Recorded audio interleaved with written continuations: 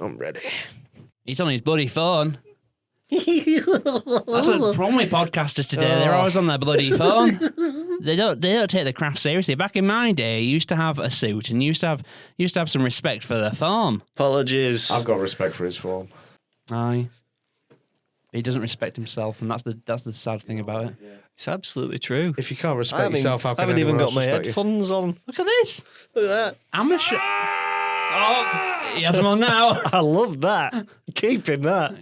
Can I have that on record? I want that for my phone. My ringtone. Are you recording Just that already? screen. Yeah. So, All right, yeah. should we have one more? So every time that trumpet man rings, it's just Yeah. Okay. Get a clean one. Yeah. Get a countdown. Okay. 3, 2, 1.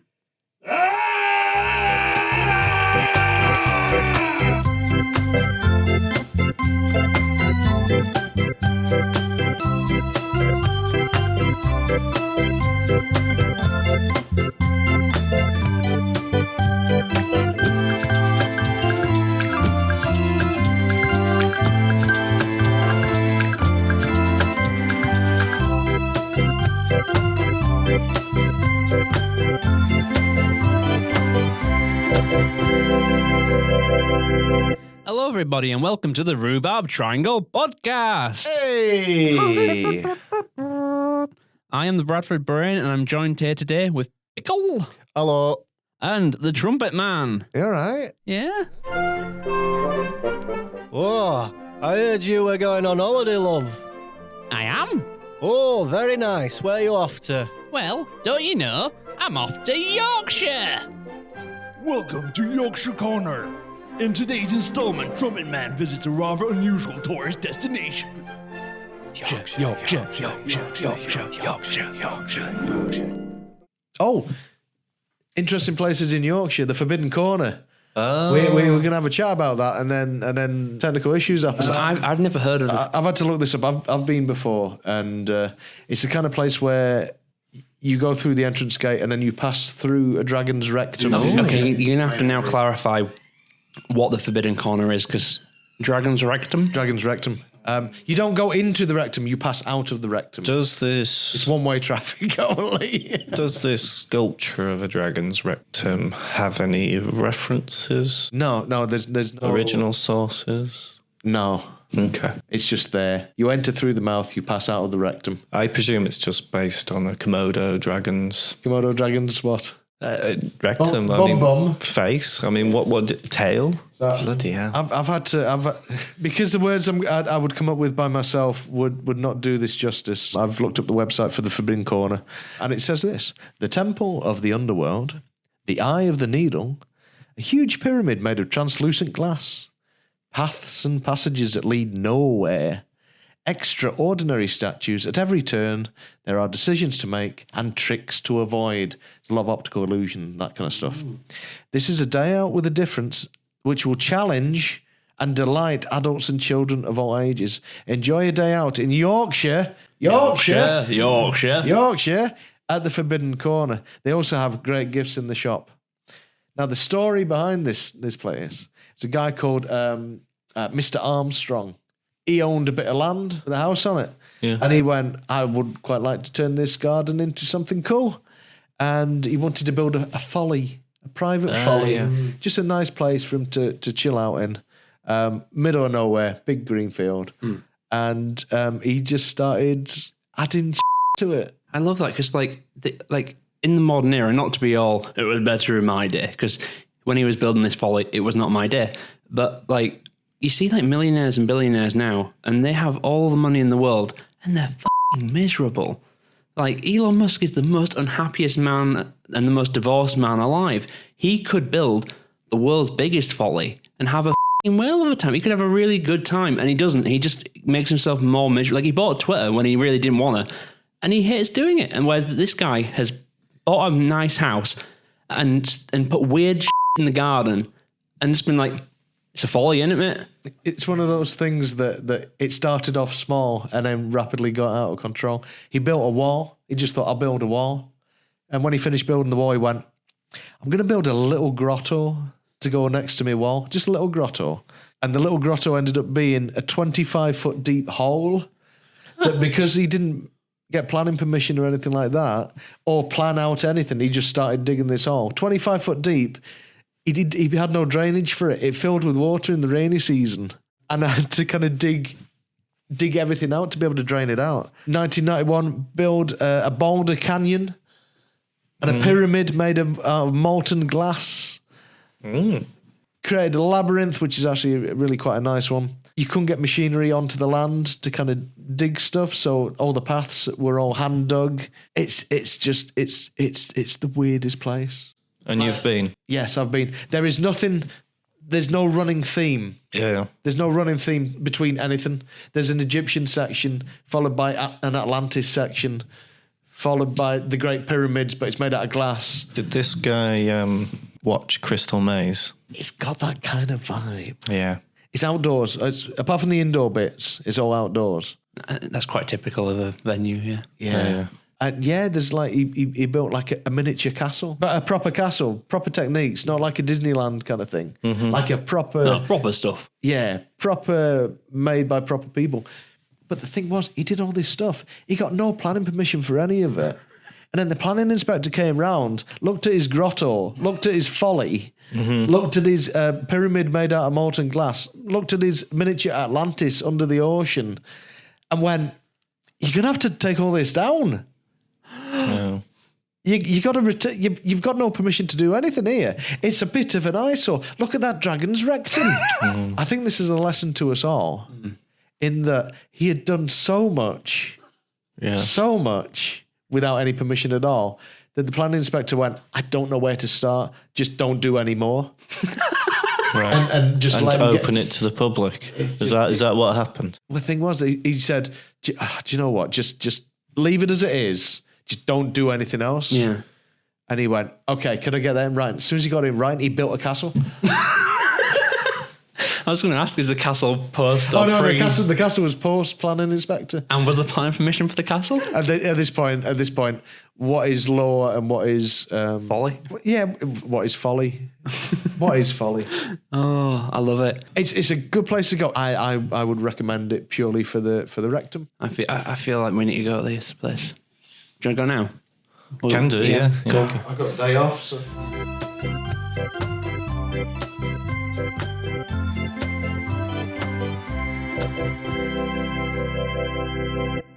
Are you enjoying today's episode of Rhubarb Triangle? Well, that's lovely. But goodwill doesn't put a coin in the meter, does it? So here's a word from our sponsor. In today's busy world, it's easy to feel overwhelmed. Constant notifications, endless choice, the pressure to keep up. Sometimes, what you really need is somewhere that's already stopped. Welcome to Goldthorpe, a South Yorkshire town where the pace of modern life simply never arrived. Here, there are no packed shopping centres, no bustling nightlife, no sense that you ought to be doing something more productive with your afternoon. Just long, quiet streets and time to think. Take a gentle walk down the high street, where the absence of distraction allows your mind to wander freely. Pause outside a shuttered unit and reflect. Consider your life choices. Reevaluate your priorities and quietly acknowledge that, all things considered, things are going reasonably well. Goldthorpe offers a rare opportunity to unplug. No queues, no urgency. Sit on a bench and watch the clouds roll over the old pit villages. Listen to the distant hum of a mobility scooter and feel the stress melt away as you realise there are no expectations here. And as the stillness settles in, you may experience a profound sense of perspective. Deadlines don't seem so daunting. Your job feels more secure, and your local high street suddenly thriving. Goldthorpe doesn't demand your attention. It simply offers space. Space to breathe, space to reflect, and space to quietly say, right, I better crack on then. Goldthorpe. Slow down. Take stock. Leave motivated. This message has been brought to you by the Goldthorpe Tourist Board. Goldthorpe. You'll only need the afternoon.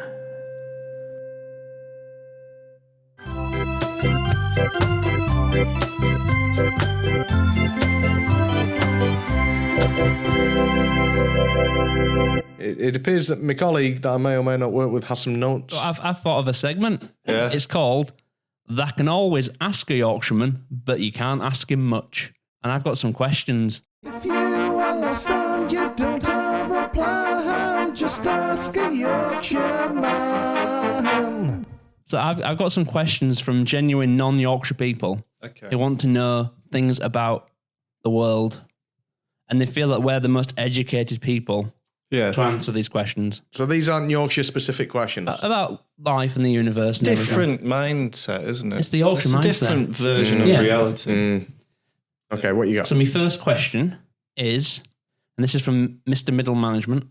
Mr. Middle Management. Mr. Middle Management. And he says, what happened to all the larders? Larders. Yeah. Well, my parents had one under the stairs, but it very quickly, because it was next to the front door, became the cloakroom. Ooh. You know, there was hooks next to the door, and that just overspilt. The shoes just piled through, Yeah.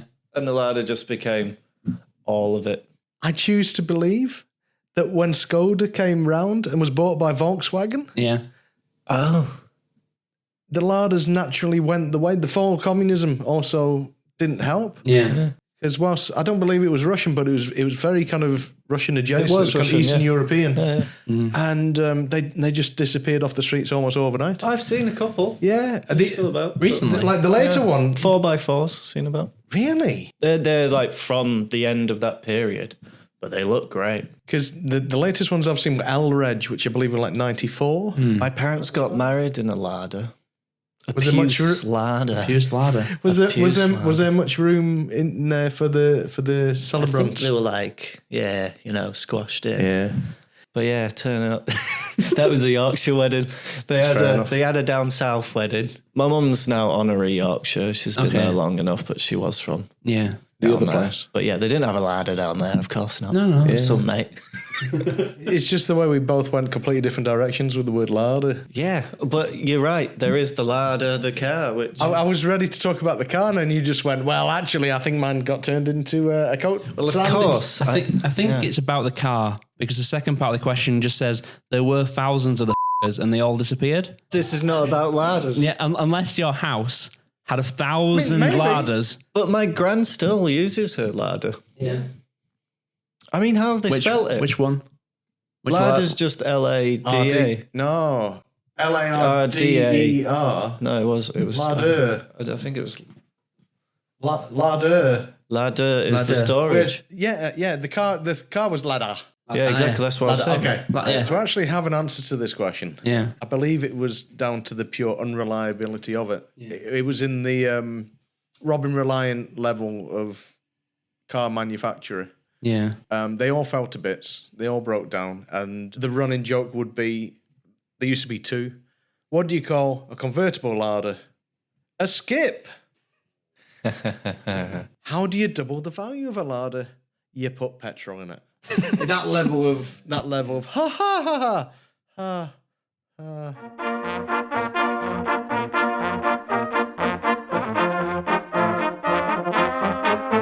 Next question we've got is, what's for dinner in Yorkshire? Now, I'm automatically a little bit annoyed at that question because of the word dinner. Yeah. So we didn't eat dinner in my house. Lunch and tea. Well, I used to have Tea? lunch and tea. Yeah.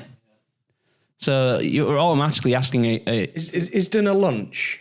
I've never got to the bottom of this. I've had it explained to me many Dinner's times. tea. Dinner's tea. yeah.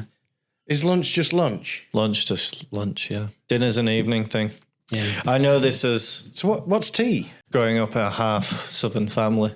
Because of this confusion, we would often have lunch, dinner, and then tea and tea would be a late thing. Were they 3 separate, discrete things? Did you have lunch, then dinner, then tea? Yeah. But this was like literally like What about supper? tea. This was literally like tea, biscuits, and a couple of sandwiches. So actual It was tea. only on special occasions. yeah. But it was classed as a. So I guess that's where the tea thing came from. Yeah. But Wait, did So, supper ever figure into this? supper, yeah. Yeah, have your supper as well. Yeah. Yeah, midnight snack. That's what we used to Yeah. call it. You'd have a midnight snack, even At if 8 p.m. even if it was 8 p.m., even if it was 9 p.m. Midnight snack, yeah. My Yorkshire gran was very much like there'd be tea, supper.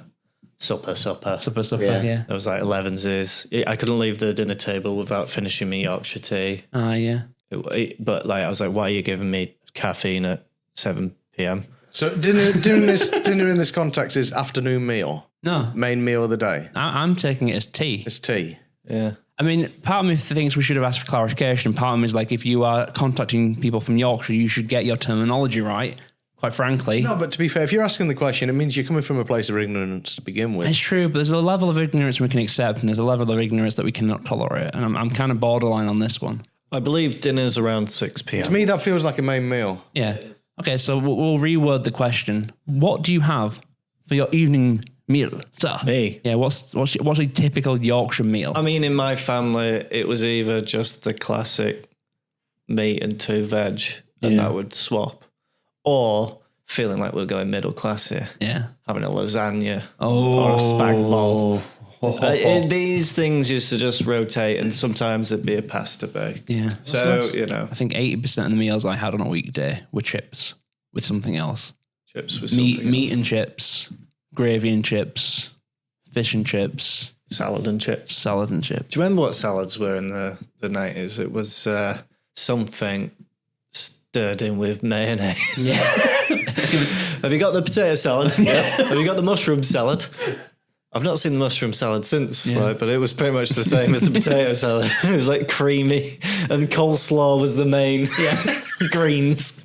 But none of You're it was all laughing, but I feel really called out right now because I don't think I ever grew out that stage. Yeah. I mean, it's good stuff. My main tea food, at least growing up, I covered the 2 main food groups, which was pie or tin meat. Pie or tin meat. Never together. But you get your classic Frey bentos, you get your chicken and mushroom, you get you might go a little fancier if you're really kind of feeling it. With things, pie and things. So a mashed potato, maybe a carrot, that kind of thing. So you'd have pie as your one major food group. The other major food group would be either your spam, perhaps in a fritter, like a homemade fritter type device. Wow. Yeah. So spam or So you corned went beef. American. And- I was going to say, yeah. yeah. It's just be corned beef in my family. Spam was like, that's American, and it Bit spicy. stays in the Monty Python sketches. The problem with that spam as well is that it's not a cheap food product. Well, so isn't I mean, that corned was the beef. whole point. It was at the time. Yeah, and now it's like one of the more expensive things. You can get like real meat for cheaper, which I don't quite understand considering how little spam has in it. But I've grown up to have a complete aversion to both spam and corned beef in particular. It's the mincy nature of it. It's the nondescript, the cow's eyelids kind of mashed up and put into a tin. If I can't identify the bit of the animal it's come from, I mean, I'm nowhere near a vegan or a vegetarian even. Yeah. But I do like to know what bit of the animal it's come from. I would like to know, did that come from the ass of this animal? Yeah. Rather than miscellaneous scrapings off the bone, mushed and put into hot dogs. The devil's work. Yeah. They add that weird smoky flavour Yeah. stuff to it, and it's just like it turns my stomach. Don't like it. So traditionally, pie or tin meat, and now I'm just on the pie. You still like the pie? I'm heavy on the pie. Yeah. I went fancy. I had a bacon and cheese one the other day. Ooh. But it was from a supermarket that rhymes with UNESCO. Oh, yeah. And I could not identify a single piece of bacon inside this one. UNESCO is a risky shop for any meat products. Yeah. Like UNESCO sandwiches. Like, what is that? What is that? You don't want to go for the triple, I tell you. You don't go for the meal deals there. I mean, some of the fillings they use are less fresh than some of the UNESCO heritage sites, aren't they? It's just like... There are times where I where I feel I should revoke my Yorkshire card. Oh, okay. Due to my I enjoy gravy in very, very specific circumstances. Yeah. Oh. And not in others. A gravy on my chips is not for me. The idea of a limp, soggy chip entering my mouth, however salty it is, I can't do it. What about the barrier? I know some areas of this country don't do this. What about the barrier of scraps that holds the gravy above, thus preventing the chips becoming soggy? The soggy. I mean, it's got to be pretty thick gravy. Well, there's scraps there. Scrap barrier. Scrap barrier. The great scrap barrier reef. Yeah. You beat me to it. You absolute swine. There's less and less scrap offerage. I've noticed it's decreasing. That may be due to mine and my brother's fault, as we invented the scrap butty when we were at high school, thus only paying 20p for the bread bun, because scraps were always free. Have you seen that some places are charging for scraps now? Get out. I'm not paying 50p for something you throw in bin. One thing I have noticed, only tangentially related, special fried rice. Yeah. From a Chinese takeaway. Yeah. North versus south. Right. I'm getting closer. A northern special fried rice is a weird concoction. You've got your regular rice with all your bits and pieces and I feel prawns like and this things is in some there. sort of breaking news here. But it's like full slices of meat on the top, like half a pig. Yeah. 3/8 of a cow. Keep it sealed in. Just on top, but and then gravy soaked in like I don't know if there's a Chinese gravy. Is there a Chinese gravy? It tastes like just regular gravy. Yeah. And it just moistens your lovely dry special fried rice. Yeah. Yeah. And I'm not. And you go down south and you don't get none of that. You don't get no gravy. You don't get no half a cow. Yeah. And I'm not saying one's better than the other, but the first time I had a Chinese takeaway in Ferry Hill, County Durham. Oh.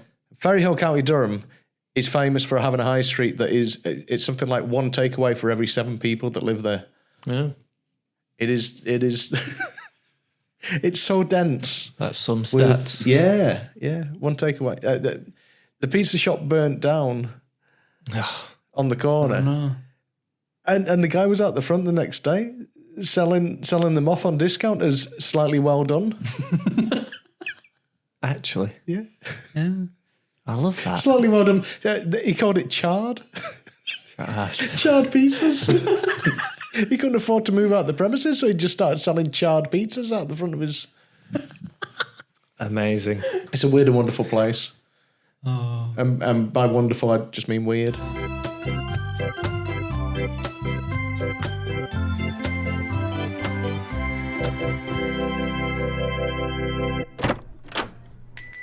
Hey up, how do? Long time no see. You're right, buddy. Can I get a packet of drum, a copy of Brass Band Weekly, and a 5p mix-up, please? No chuddies. I'm afraid we aren't that kind of shop. But what kind of shop are you? We're a Christmas shop. We sell Christmas things. In June? Bit out of season. You'll be surprised how popular Christmas is all year round. Really? Well, in that case, I'll grab some tinsel and a festive gnome then, please. Sorry, we're out of stock of those. What do you have then? Nothing. Nothing. Aye, that's right. Nothing. I've got naught to sell. I've got nothing to sell. Yes, you heard me clear. I've got naught left on my shelves. So put your wallet away. It's a bright sunny morning, so seize the day. There's naught in my inventory. There's nothing for you here, 'cause I've got nothing to sell. Yeah, I've got nothing to sell. Yeah, I've got nothing to sell, 'cause things have gone so well. It's a bright sunny morning. What a beautiful day. I'm gonna close the shop up and turn you all away. He's got nothing to sell. That's right. He's got nothing to sell. Every last trinket, every last gizmo, every last thingamajig. He couldn't sell you a cup of tea from his own kitchen. And you know why? Because he's got nothing left to sell. When tomorrow comes and the shelves are all full, I'll know you'll be happy that you saved some cash today. For the stock will be plenty when the new sun dawns. But today we are empty, so let me close the door. 'Cause I got nothing to sell. Yeah, I've got nothing to sell. Yeah, I've got nothing to sell. 'Cause things have gone so well. It's a bright Sunday morning. What a beautiful day. I'm gonna close the shop up and turn you all away.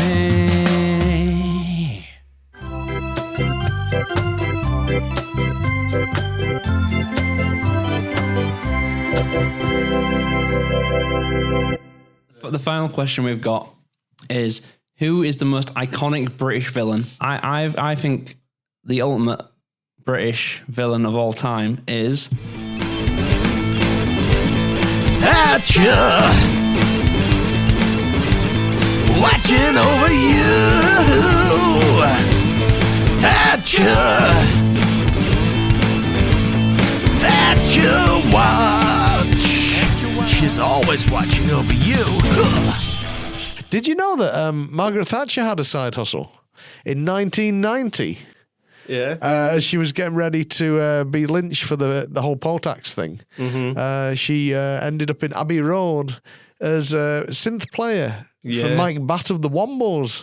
Oh my God. I know. Thatcher and the Amazing. Wombos? Thatcher and the Wombos. bloody hell. Were you not aware of I Thatcher? don't and the remember Wombos? that episode. It's But beautiful. yeah, she got about. Apparently, her star was on the wane. Wayne Thatcher. And was trying to get some, street cred with the kids.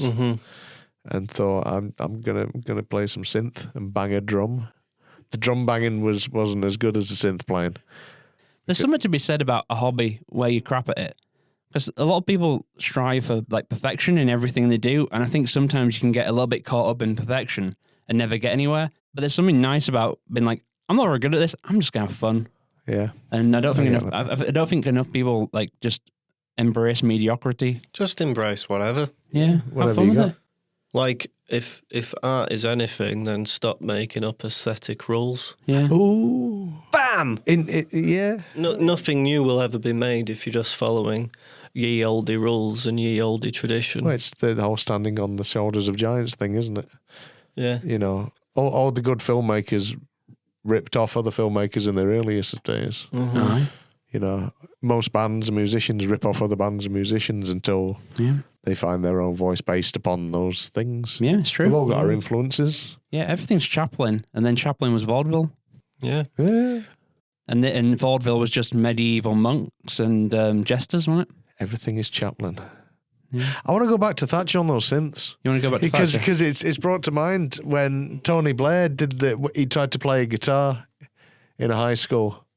Apparently he was in a band. He was in some kind of 80s indie band thing, Yeah. and thought in his shirt and tie as Prime Minister he would go and pretend to play guitar in a music school thing. Yeah. And then Boris Johnson went, well, I can't do music. I can do rugby. And he did you see that thing where he absolutely crippled that poor school kid? Just palmed Just palmed him out in of the the way. face. Yeah. of like a 7-year-old. It's something about like high level politicians trying to kind of maintain some kind of down with the kids Well, kind of humanity. I thing. don't know. Yeah. I have heard, what's his name? Alistair. Campbell? That's the one. Soup boy. That fella.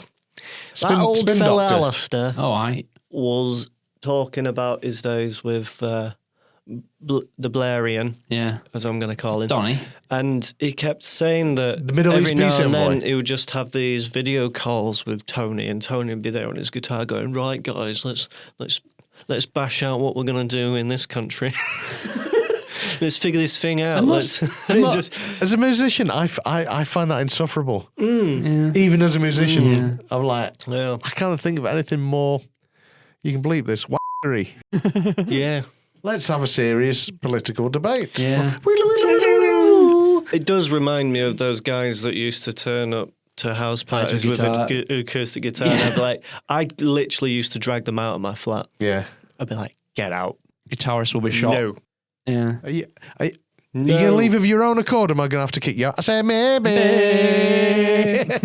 Saxophonist, you can keep playing. There's not enough saxophonists at parties. It was always some moody, angsty person with a guitar. I had someone with is it melodeon, the one you put in your mouth? A melodica. Melodica. Bless you. I've got a melodica from 1974. Yeah. I took it apart to clean it for the first time ever. Yeah. That's not going to a house party anytime soon then. It's been regularly played since 1974, that's all I'm going to say. What's worse, a house party guitarist that only plays Wonderwall or a house party guitarist that plays their originals? The originals. Yeah. These are the ones that I was trying to get rid of. Yeah. Like, usually I'm for championing the arts, but there's a distinct little category of people who I'm not championing them. I think it's specifically men that do this. Yeah. Yeah, I think so. Yeah. Oh no, we may have upset a big portion of the country. Oh! All the male saxophonists. No, they're That we have allowed. listening in. No, they're allowed. What if there were really good parties that had really good musicians there, saxophonists, trumpet players, the lot? Love a trumpet, me. And what if I never got invited to them? What if I only got invited to the one where The beginners they thought- class. the beginners party, where they thought it was okay to invite the Oasis man? What if I only got invited to that, and I've missed out on a lifetime of really, really good parties because I just wasn't good enough? Would that not be motivation to get better? I don't know how, Oh. because they don't give you feedback when you apply to be in the better parties. You just get told. It's like, oh, we've got a party on Thursday. It's much cooler than the one on Friday. I can give you a small tip if that helps. You get invited to really good parties. Yeah, all the good parties. Okay. I'm not necessarily good enough to be in the good parties, but the secret of getting in is learning how to do one thing Okay. really, really, really, really well. Okay. So if you're a guitarist, Yeah. you learn how to play an absolutely ripping solo, Yeah. but only one. Okay. I picked up the clarinet at the age of 27. I put it down at the age of 29. But in that time, I learned how to play the clarinet and muckle. The clarinet and muckle. The clarinet and muckle, Okay. which is a fiddly, highfalutin kind of piece. Yeah. But it was in a key signature, musical term here, Yeah. that was really easy. And it was kind of under the finger, like, put the practice in hours and hours and hours every day just on this one piece of music. So Yeah. when people go, I'll play something on your clarinet, Yeah. Where were they then you rip it off, Essex. Ah, okay. Now, I'm a man with no imagination, and I cannot imagine this tune. Could you recreate it with mouth trumpet so I have a audio aid to go along with that story you just told? Well, not mouth trumpet, because it's a clarinet piece. Yeah, but you can't do mouth clarinet. Clarinet and muckle is not Yeah, trumpet and muckle. Yeah, but you gave up the clarinet. Okay, well, I'll need. I presume you gave up the mouth clarinet too. Are you able to give us a beat? So like a. Can you give us some of that? Come on, John. In. Hey, Thank